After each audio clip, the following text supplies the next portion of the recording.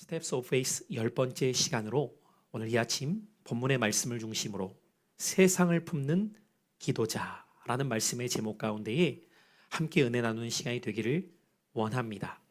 오늘은 말씀의 제목을 좀 기억하는 의미에서 같이 한번 고백해 보실까요? 세상을 품는 기도자 되게 하소서. 오늘 이 말씀의 제목이 저와 여러분의 믿음의 고백이 될 수 있기를 바랍니다. 기도의 지경만큼 믿음은 자라나기 때문입니다. 여러분은 지난 한 주 동안 하나님께 기도하는 시간을 가지며 한 주를 보내셨나요? 만약에 여러분이 하나님께 기도하며 한 주의 시간을 지내오셨다면 여러분은 자녀의 권세를 누리며 한 주의 시간을 보내오신 겁니다. 그런데 여러분, 만약에 그런 기도의 시간을 가지셨다고 하더라도 어떠한 기도들을 내가 해왔는지를 한번 생각해 보십시오. 많은 경우 우리의 기도는 아마도 이런 기도의 고백들이 내용의 대부분을 차지하고 있을 겁니다. 하나님, 제 삶을 지켜주시고 건강 붙잡아 주세요. 하나님, 우리 자녀들 지혜 주시고 명철함 가운데에서 하나님 앞에서 잘 자라나게 해주세요. 하나님, 제가 일터에서 인정받고 잘 생활할 수 있도록 붙잡아 주세요. 하나님, 경제로 인하여 어려움 당하지 않도록 채워 주세요. 여러분, 이러한 기도의 제목들도 귀한 기도의 고백들입니다. 성경에 보면 하나님께서는 우리의 작은 신음도 응답하시는 분임을 말씀하셨고, 아무것도 염려하지 말고 다만 모든 일에 기도와 간구로 너희 구할 것을 감사함으로 하나님께 아뢰라고 말씀하셨기 때문이에요.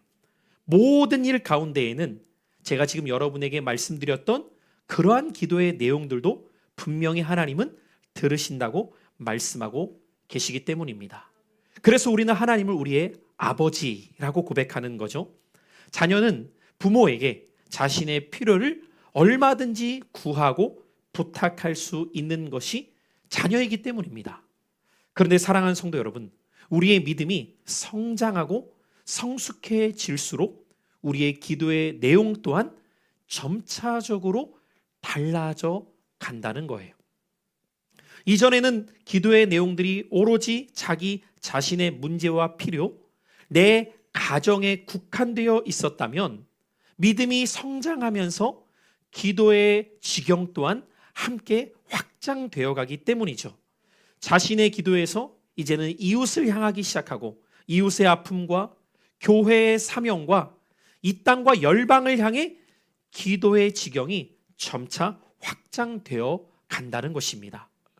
아마 부모가 되신 분들은 자녀를 키워보면서도 이런 경험을 하실 때가 있으실 겁니다. 아이들의 특징 중에 하나는 무엇이냐면 자기 중심성이 강하다는 거죠. 내 거라는 것이 무엇보다도 중요하게 여겨지는 것이 자녀의 모습 아닙니까? 그렇게 자기 중심성을 갖던 자녀가 어느 순간 점차 나이가 들어가요. 그러면 청소년기를 지나고 청년쯤이 되면 철든 자녀에게 나타나는 특징 중에 하나는 무엇이냐면 나만 생각하지 않고 이제 가족들을 생각하기 시작해요. 동생도 돌볼 줄 알고요. 부모님도 섬길 줄 알고요. 더 성장하면 어떻게 되죠? 이제는 사회의 한 구성원으로서 자신이 어떤 몫을 감당해야 될지를 생각하고 이제는 나라에 대한 걱정도 해요. 아마 여러분이 어느 순간 어른이 되었다는 것을 언제 느끼실 수 있을까요? 정치에 전혀 관심 없었던 사람이 정치에도 관심을 갖고요. 어린 시절에는 왜 뉴스를 보는지 이해 못했어요. 근데 어느 순간부터 뉴스가 제일 재밌어지기 시작해요. 어떻게 좀 세상 돌아가고 있지? 요즘 어떤 일들이 벌어지고 있지? 왜 그렇습니까? 내가 사회의 한 구성원으로서 몫을 감당하는 어른이 되어가는 증거이기 때문입니다. 이처럼 여러분, 육신의 나이가 들어가면서 우리의 삶의 영역이 넓혀지는 것처럼 믿음이 자라나면서도 우리의 기도의 지경 또한 믿음에 걸맞게 확장되어가는 것이 저와 여러분의 신앙이 되어야 할 줄로 믿습니다. 이렇게 기도의 지경이 넓혀졌던 사람, 바로 그가 아브라함이었습니다. 우리는 계속해서 이 아브라함의 일대기를 살펴오면서 아브라함이 처음에는 하나님이 자신을 향한 계획을 말씀하셨을 때 그 계획을 붙잡고 그 계획을 이루실 것을 기대하면서 자기의 삶을 소망하며 걸어가기 시작하죠. 그런데 그 삶이 어느 순간 가정을 향한 기도로 확장이 되었다가 이제는 가정에서 멈추는 것이 아니라 이웃과 지역과 열방을 향한 기도까지도 확장되어가는 아브라함의 믿음이 오늘 본문을 통해 기록되어져 있습니다. 오늘 말씀을 보면 아브라함을 찾아왔던 하나님과 천사들, 그들을 최선을 다해서 대접하며 섬겼던 아브라함에게 하나님께서 먼저 첫 번째 약속으로 너에게 내년 이맘때쯤 자식이 있을 것이다 라는 말씀을 주셨어요. 그런데 그 말씀뿐만 아니라 이제 이어지는 오늘 본문의 내용을 보면은 하나님께서는 저 죄악 가운데 있었던 도성, 성읍이었던 소돔과 고모라에 어떠한 일이 일어날 것인지에 대한 말씀을 아브라함에게 전해주는 장면이 오늘 우리가 함께 읽은 본문의 내용입니다. 우리는 오늘 이 말씀을 통하여서 아브라함이 어떻게 세상을 품는 기도자의 삶으로 나아가고 있는지, 또한 믿음의 여정을 걷고 있는 그에게 하나님께서는 믿음의 중요한 요소가 어떠한 모습인가를 오늘 이 시대를 살아가고 있는 우리들에게도 이 사건 가운데 말씀해주고 계신다는 거예요. 오늘 이 아침 우리는 이 본문의 말씀을 통하여 아브라함뿐만 아니라 저와 여러분도 세상을 품는 기도자의 삶이 되기를 소망하며 믿음의 중요한 원리를 깨닫는 아침 되기를 예수님의 이름으로 축복합니다. 첫 번째로 오늘 이 말씀 가운데 우리가 깨달아야 될 중요한 믿음의 교훈은 무엇이냐면 같이 한번 따라해 보실까요? 믿음은 하나님의 계획에 동참하는 자리입니다. 여러분 기억하시기를 바라요. 우리가 믿음의 여정을 걸어감에 있어서 중요한 원리가 있습니다. 이 믿음의 여정을 가고 있는 우리들은 하나님의 계획에 동참하는 자리로 부름받은 자들임을 반드시 기억해야 된다는 거예요.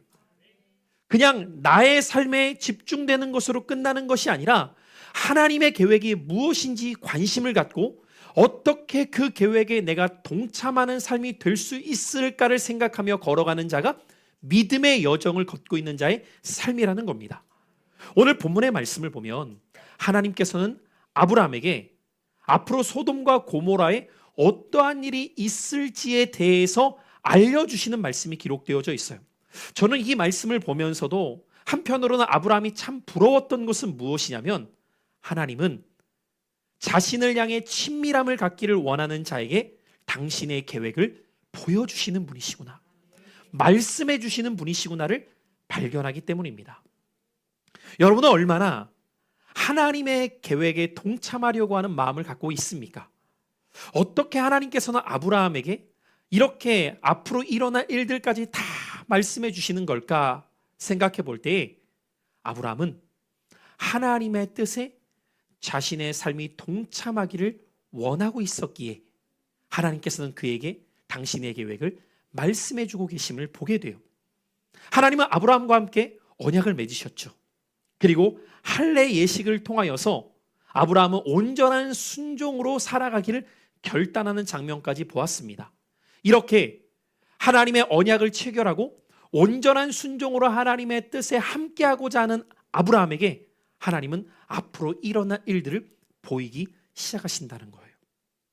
그 일들을 보이시면서 특별히 오늘 말씀 내용을 보면은 단순히 하나님께서 내가 심판하겠다라고 말씀하시는 것이 목적이 아니라 하나님의 일 가운데에서 아브라함이 그 말씀을 들을 때 어떻게 행할 것인지에 대해서 집중하고 계신다는 거예요.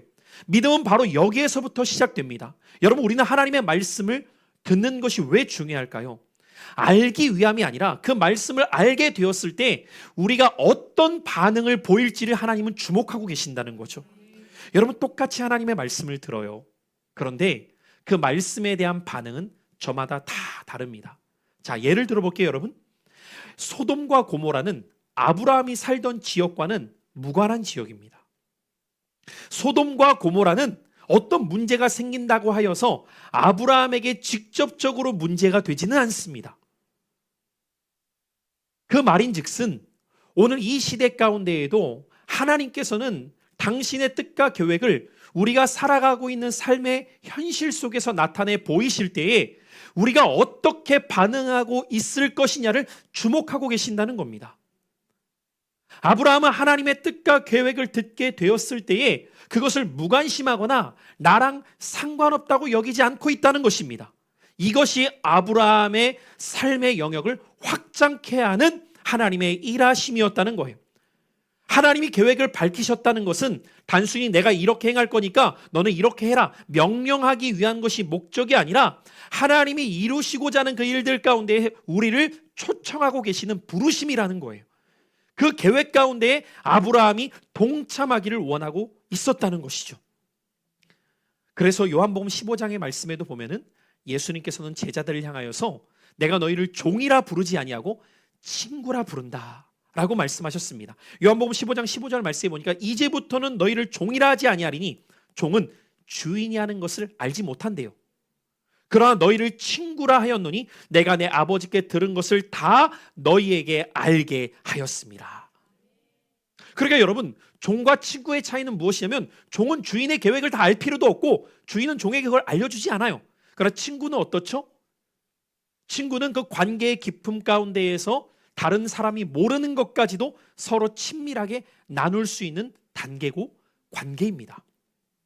하나님은 지금 아브라함을 그렇게 대하고 계신다는 거예요. 친구처럼. 내가 지금 이 일을 행하려고 한단다. 그런데 여러분, 이 말씀을 하고 계시는 하나님의 마음이 어떠할까를 우리는 헤아려 봐야 한다는 것이죠. 그냥 죄가 많으니 나는 심판할 거야. 하나님의 진노만이 그 안에 담겨 있을까? 아니면 이렇게 말씀하시는 하나님의 말씀 속에서 애통과 긍휼의 마음이 있으실까를 헤아려 봐야 한다는 것이죠. 왜요? 죄 가운데 거하고 있다 할지라도 그들 또한 하나님의 자녀로 보고 계시기 때문이죠. 그러니까 아파하시는 거예요. 징계하시면서도 그것을 마땅히 여기시는 것이 아니라 너무 마음 아파하고 계시는 거죠. 여러분, 자녀를 키워보면 부모의 마음이 다 그렇지 않습니까? 자녀가 엇나갈 때, 바르게 행하지 않을 때 때로는 부모가 징계해요. 회초리도 듭니다. 때릴 때 희열을 느끼는 부모는 없어요. 고통스럽지만 자녀가 바른 길로 가기를 바라니까 매를 드는 거죠. 하나님 아버지의 마음이 지금 그런 마음임을 아브라함은 헤아리고 있다는 것이죠. 이렇게 하나님의 뜻을 알게 되었을 때에 아브라함의 행동이 어떻게 나오는지를 우리는 주목해야 돼요. 왜요? 우리의 기도가 달라지기 위해서는 하나님의 마음을 품어야 하기 때문입니다.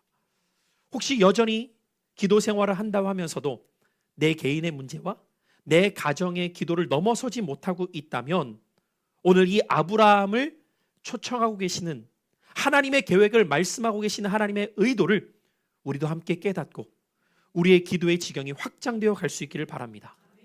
하나님은 우리를 단순히 축복받는 사람으로만 부르신 것이 아니라 하나님은 우리를 세상의 아픔을 함께 짊어지고 그분의 구원의 계획에 동참하는 자리로 부르셨다는 거예요. 그것이 오늘 이 시대를 살아가고 있는 저와 여러분을 향한 하나님의 뜻이기도 합니다. 그렇다면 우리는 질문해야 됩니다. 소돔과 고모라의 아픔이 오늘 21세기를 살아가고 있는 우리들에게는 어떻게 들려오고 있는 아픔인가를 우리는 귀를 열고 들을 수 있어야 한다는 것이죠. 지금 우리가 살고 있는 시대 가운데에도 소돔과 고모라의 부르짖음처럼 그런 아픔의 소리들이 곳곳에서 들려오고 있기 때문입니다. 러시아와 우크라이나 전쟁은 여전히 끝나지 않은 상태 가운데 전쟁으로 인하여 수많은 사람들은 죽음에 이르게 되었고 그 가운데 많은 이들이 난민의 생활을 살아가고 있습니다. 또한 저 팔레스타인에서 벌어지고 있는 민족 간의 내전과 다툼이 지속되면서 수많은 이들이 고통 가운데 신음하고 있죠. 가자 지구에 있는 사람들 가운데 기아로 굶주리고 있는 사람들의 소식들이 여전히 우리에게 들려오고 있는 소식 아닙니까? 터키와 시리아를 비롯하여 저 수많은 지역에서는 또한 지진이 일어나게 되어서 하루아침에 삶이 무너져버린 사람들의 소식들, 그 아픔의 신음소리들이 오늘 이 시대에 우리에게 들려오고 있습니다. 멀리서 찾지 않아도 대한민국은 어떻습니까? 이 작은 땅덩어리 안에 있는 나라 가운데에도 경제의 양극화는 끊임없이 더 극명하게 나타나고 있고 청소년들의 탈선 문제와 마약의 문제와 수많은 고통의 문제들이 우리 사회 가운데에도 매일같이 들려오고 있습니다. 그런데 이러한 소리들이 우리에게 들려올 때 어떤 이는 그것을 나와 무관하다고 그냥 지나갑니다. 그러나 어떤 이는 그 말을 들을 때 고통 중에 신음하는 소리가 하나님의 아픔으로 들려오기 시작하며 하나님의 구원 계획 가운데 나를 초청하고 계시는 음성으로 들리는 사람들이 있다는 것이죠. 그것이 들려지는 사람은 그 기도의 자리로 나아갈 수밖에 없는 거죠. 세상을 품는 기도자는 어디서부터 시작되느냐? 하나님의 계획이 시대를 통해 들려오는 때에서부터 세상을 품는 기도의 발걸음은 시작될 수 있다는 것이죠. 하나님은 오늘 이 시대에도 우리에게 동일하게 이렇게 말씀하고 계시는 것처럼 들립니다. 나는 이 문제를 너와 함께 나누고 싶다. 나는 이 고통이 외면되는 고통이 아니라 이 고통 가운데에 하나님의 일하심에 우리도 함께 참여하기를 부르시고 계신다는 거예요. 이 믿음의 초청 앞에 어떻게 반응을 하느냐에 따라 우리 하나님의 일하심에 동참할 수도 있고 외면할 수도 있게 되는 거죠.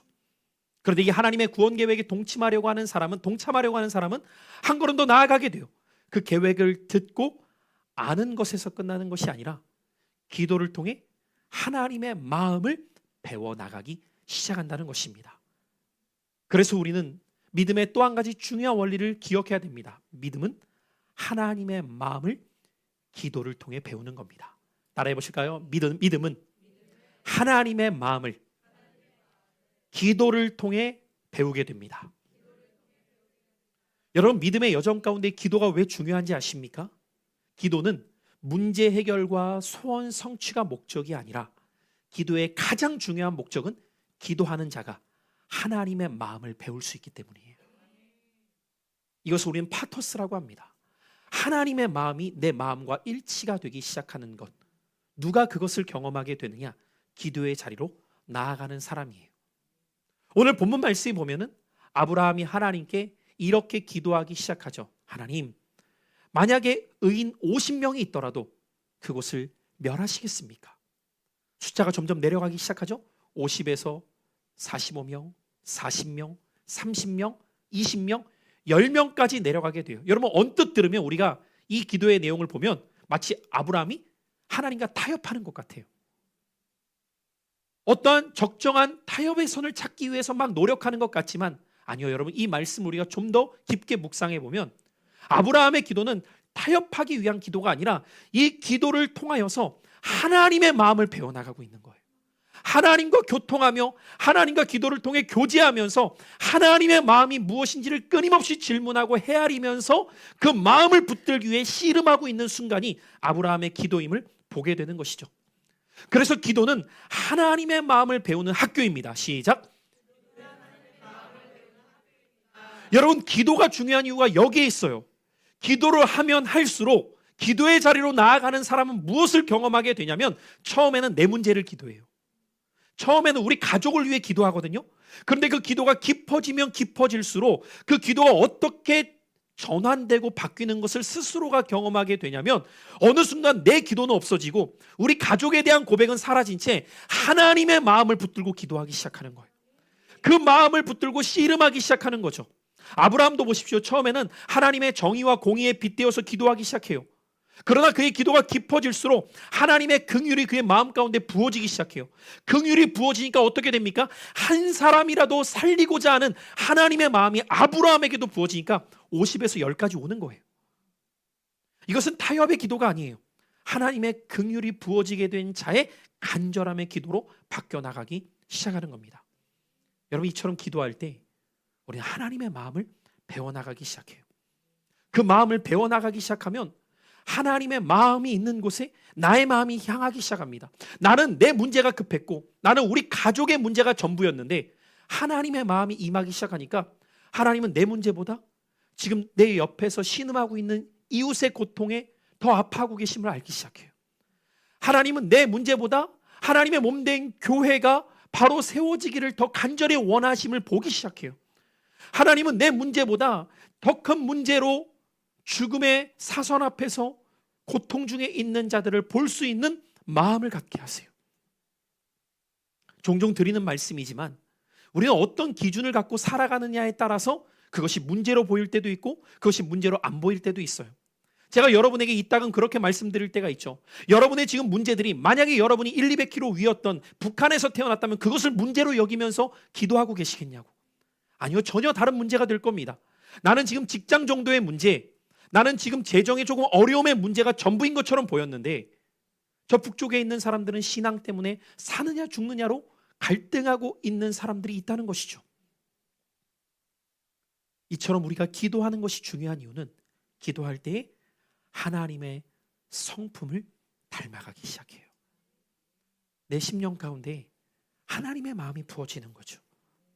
그리고 그분이 향하는 시선이 어디를 향하고 있는지를 보기 시작해요.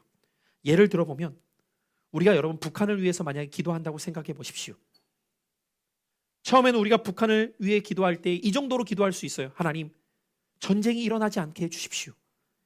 이렇게 기도하고 있다가 그 기도가 깊어지면 깊어질수록 하나님의 마음이 북녘 땅을 향해서 우리에게 부어질 때 하나님의 마음은 저 북녘 땅에 있는 영혼들도 구원받기 원하심을 간절히 바라고 계심을 보기 시작하죠.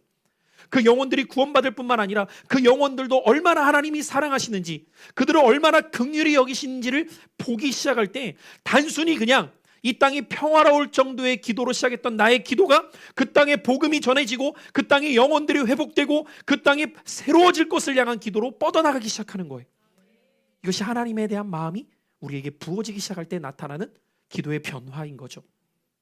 이를테면 여러분의 자녀들의 문제, 청년들을 위해서 기도한다고 생각해 보십시오. 처음에는 단지 이들이 학교에서 인정받고 좋은 학교 들어가고 취업 잘 되고 이들이 건강하게 생활하는 것으로 기도가 시작되었을 때 기도하면 기도할수록 하나님의 마음이 부어지면 그 정도가 중요한 것이 아니라 내 자녀가 다니엘 같은 요셉 같은 믿음의 자녀로서 길러져서 그 한 사람이 행복한 인생이 아니라 이 땅을 하나님이 기뻐하시는 나라로 세워갈 것에 대한 기도로 확장되기 시작한다는 것이죠. 누가 그런 기도를 경험하기 시작하죠? 하나님의 마음이 부어지는 자예요. 그러나 그 마음이 언제 부어지게 될까요? 기도의 자리로 나아갈 때입니다. 그래서 제가 늘 드리는 말씀이죠. 기도의 지경만큼 삶의 지경이 확장된다는 거예요. 왜 그런지 아십니까, 여러분?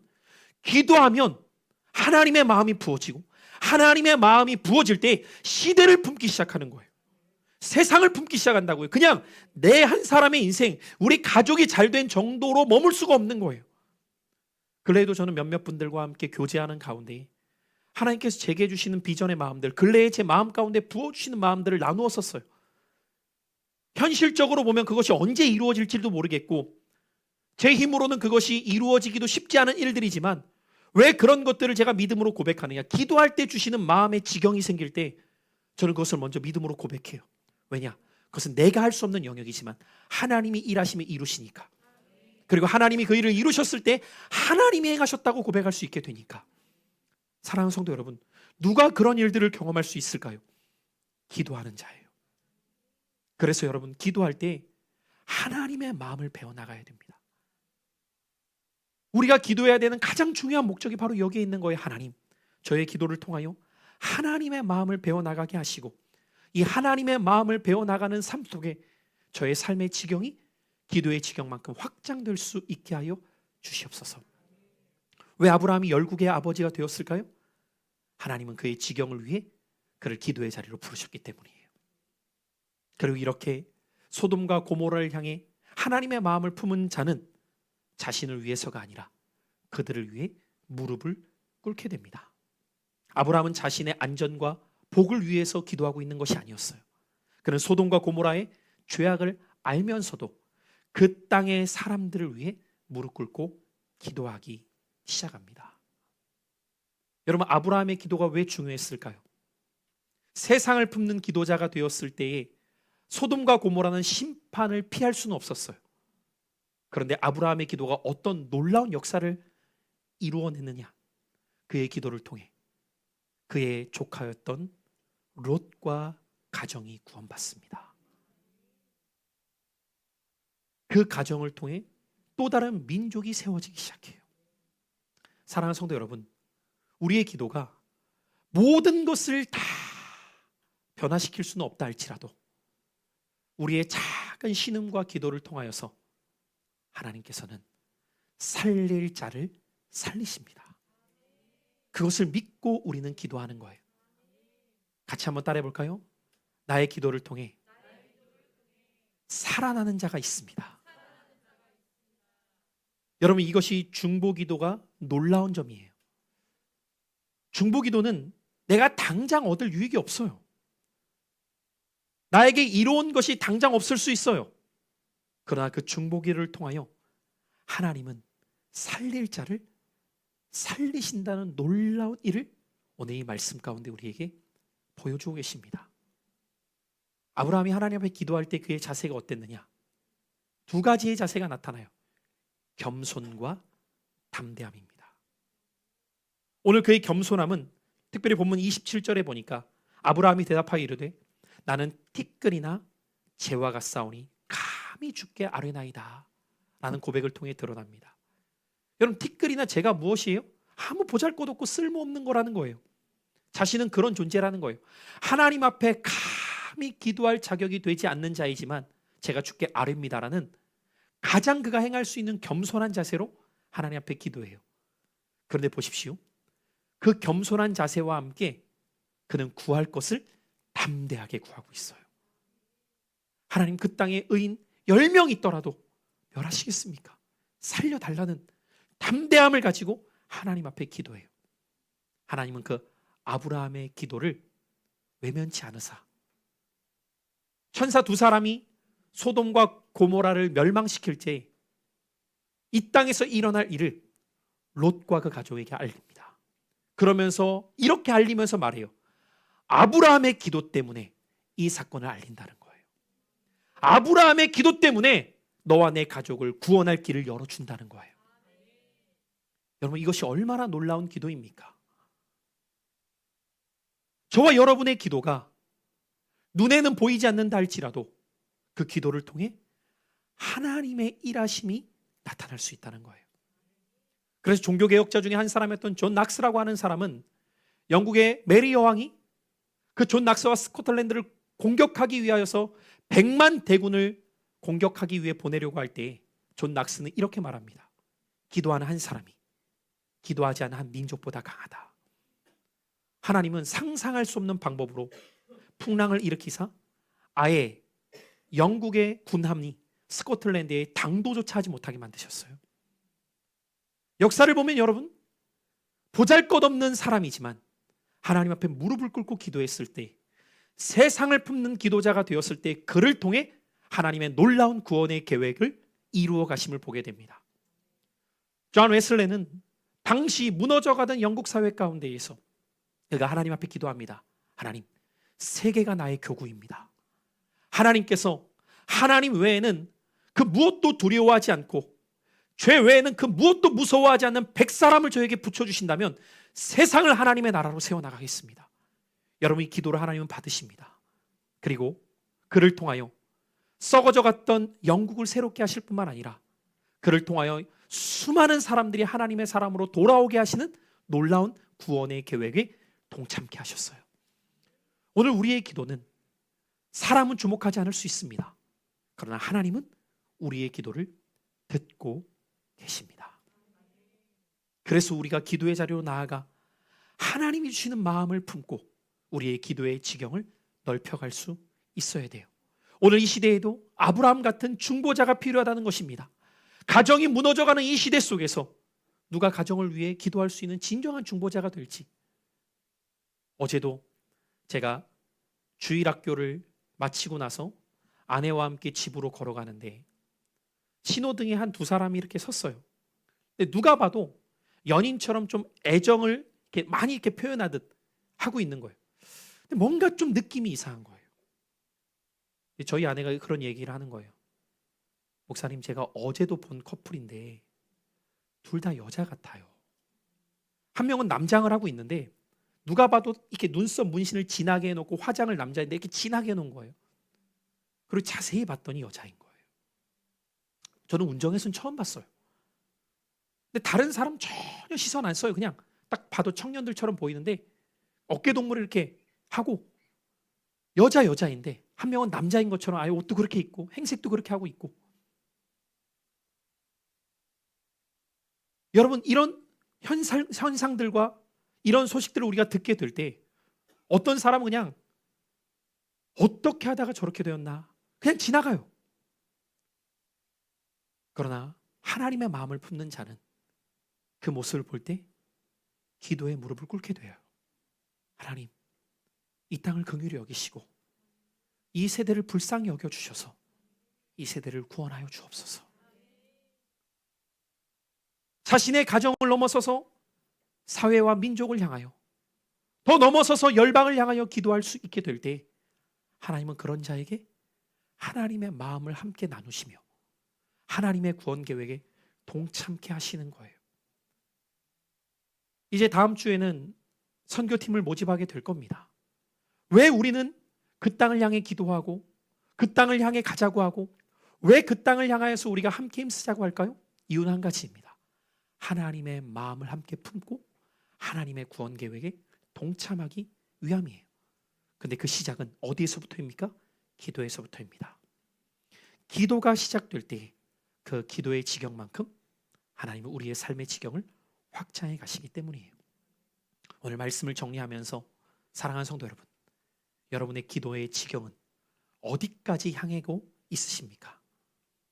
저와 여러분의 기도의 지경이 내 가정을 넘어서 교회와 이웃을 품고, 교회와 이웃을 품는 것을 넘어서서 한국교회와 민족을 품고, 한국교회와 민족을 품는 기도를 넘어서서 열방을 품을 수 있는, 세상을 품는 기도자가 될 수 있기를 예수 그리스도의 이름으로 축원합니다.